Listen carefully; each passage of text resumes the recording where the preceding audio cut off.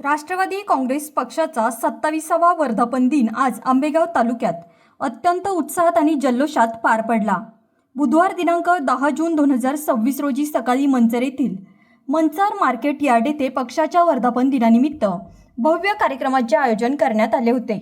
या प्रसंगी आंबेगाव तालुक्यातील राष्ट्रवादी काँग्रेसचे प्रमुख पदाधिकारी, कार्यकर्ते आणि महिला आघाडीने मोठी गर्दी केली होती। आंबेगाव तालुका राष्ट्रवादी काँग्रेस पक्षाचे अध्यक्ष श्री विष्णुकाका हिंगे यांच्या प्रमुख उपस्थितीत आणि नेतृत्वाखाली हा वर्धापन दिन सोहळा पार पडला। यावेळी पक्षाच्या अधिकृत ध्वजाचे ध्वजारोहण करण्यात आले। कार्यकर्त्यांना संबोधित करताना विष्णुकाका हिंगे म्हणाले की गेल्या 27 वर्षात राष्ट्रवादी काँग्रेस पक्षाने आंबेगाव तालुक्यासह संपूर्ण महाराष्ट्रात विकासाचे जाळे उभे केले आहे। पक्षाच्या वरिष्ठ नेत्यांच्या विचाराने आगामी काळातही तालुक्यात पक्ष संघटना अधिक बळकट करण्यासाठी प्रत्येक कार्यकर्त्याने जोमाने कामाला लागावे। या वर्धापन दिन सोहळ्याचे मुख्य वैशिष्ट्य म्हणजे पक्षातील महिला आघाडी, युवक राष्ट्रवादी, युवती आणि विद्यार्थी काँग्रेसच्या कार्यकर्त्यांची लाभलेली मोठी उपस्थिती। मंचर मार्केट यार्ड परिसर राष्ट्रवादी काँग्रेस पक्षाच्या घोषणाने जयघोषाने दुमदुमून गेला होता।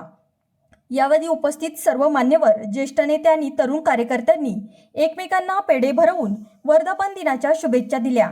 तालुक्याच्या कानाकोपऱ्यातून आलेल्या कार्यकर्त्यांनी आगामी राजकीय आव्हानांना सामोरे जाण्यासाठी आणि पक्षाची ध्येयधोरणे घराघरापर्यंत पोहोचवण्याचा संकल्प यावेळी केला।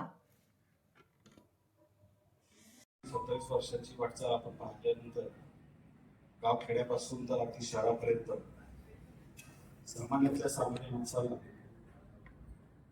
मग रोजगार असेल, शेती असेल, सिंचन असेल, उद्योग असेल, अशा वेगवेगळ्या क्षेत्रामध्ये ज्या पक्षाचा कायमस्वरूपी आधार वाटतो तो राष्ट्रवादी काँग्रेस पक्ष आपल्या सगळ्यांच्या मेहनतीनं त्या ठिकाणी बळकट झाला पाहिजे ही भावना आपल्या सगळ्या राज्यकर्त्यांची आहे।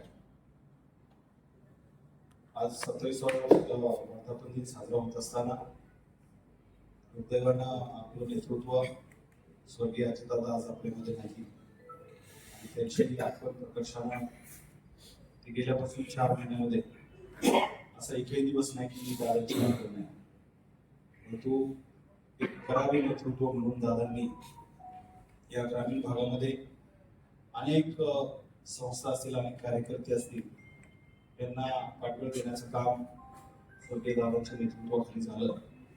आज तीच विचारांची वाटचाल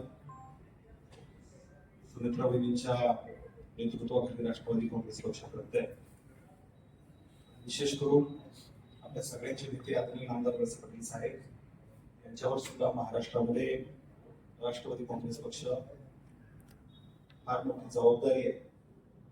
त्यांच्या सोबतीला आपल्या तालुक्यामध्ये श्री शिवाजीराव आढळराव पाटील यांनी आपण सर्वजण मिळून आपला पक्ष अधिक बळकट करण्याच्या दृष्टीनं सातत्यानं आपण सर्वजण प्रयत्न करतोय। अजितदादांच्या आपल्यातून जाण्यानं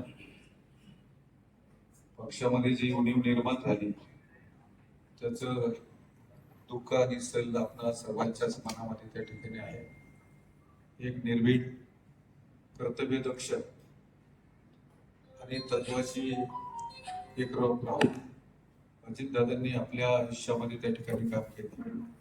पवार साहेबांच्या नेतृत्वाखाली काम करत असताना महाराष्ट्र राज्यामध्ये सकाळी 6 वाजता ज्यांचा दिवस सुरू व्हायचा तर रात्रीच्या 10-11 वाजेपर्यंत ज्यांचा दिवस चालायचा, समाजासाठी आपल्या आयुष्यातील मोठा काळ अजितदादांनी या ठिकाणी दिला। महाराष्ट्र राज्यामध्ये नव्हे तर देशामध्ये एक वेगळी प्रतिमा अजितदादांच्या माध्यमातून त्या ठिकाणी निर्माण झाली। खरं तर राष्ट्रवादी काँग्रेस पक्ष हा नेहमीच त्या ठिकाणी ग्रामीण भागाचं, मराठ्यांचं, शेतकऱ्यांचं, हा मराठ्यांचा पक्ष असा एकंदरीत मराठा याचा अर्थ मराठाचा नाही तर मराठा भाषी असा हा पक्ष या ठिकाणी पुढे येत असताना आपल्याला दादांच्या गाण्यानं नको त्या प्रसंगाला त्या ठिकाणी तोंड द्यावं लागलेलं आहे। आपण सर्वजण पक्षामध्ये काम करत असताना सर्वांनीच अत्यंत निष्ठेनं हा पक्षाचं आयुष्य 27 वर्ष असताना आपण सर्वांनीच हा पक्षाच्या वाढीसाठी पक्षाच्या नावलौकिकासाठी आपण सर्वांनीच त्या ठिकाणी प्रयत्न केले. नामदार दिलीपराव जोशी पाटील यांच्या नेतृत्वाखाली काम करत असताना राज्यामध्ये एक सुसंस्कृतपणा कसा असावा, विकास कसा घडवावा, विकासाचं मॉडेल कसं असावं हे नामदार दिलीपराव जोशी पाटील यांनी या तालुक्यामध्ये आपल्या सर्वांनाच त्या ठिकाणी कामाच्या माध्यमातून त्या ठिकाणी आपल्याला एक विकसित तालुका म्हणून आपण आंबेगाव तालुक्यात त्या ठिकाणी पाहतो आणि त्यामध्ये आपण सर्वांचं निश्चितपणे त्या ठिकाणी योगदान आहे. आज सुनेत्रा वहिनींच्या नेतृत्वाखाली काम करत असताना आपणा सर्वांची त्या ठिकाणी जबाबदारी निश्चितपणे वाढलेली आहे. जीवनामध्ये, पक्षाच्या जीवनामध्ये असेल, वैयक्तिक जीवनामध्ये असेल, कोणत्याही गोष्टीमध्ये काही त्या ठिकाणी प्रसंग घडत असतात. परंतु ज्या वेळेला असे प्रसंग घडतात त्यावेळेला धैर्यानं तोंड देणं, निष्ठेनं पुढे जाणं आणि अधिक परिश्रमामधून हा पक्ष पुढे नेणं हे आपण सर्वांचं त्या ठिकाणी कर्तव्य आहे. आपण निश्चितपणे त्या ठिकाणी ते पार पाडण्याचा निश्चितपणे प्रयत्न करू.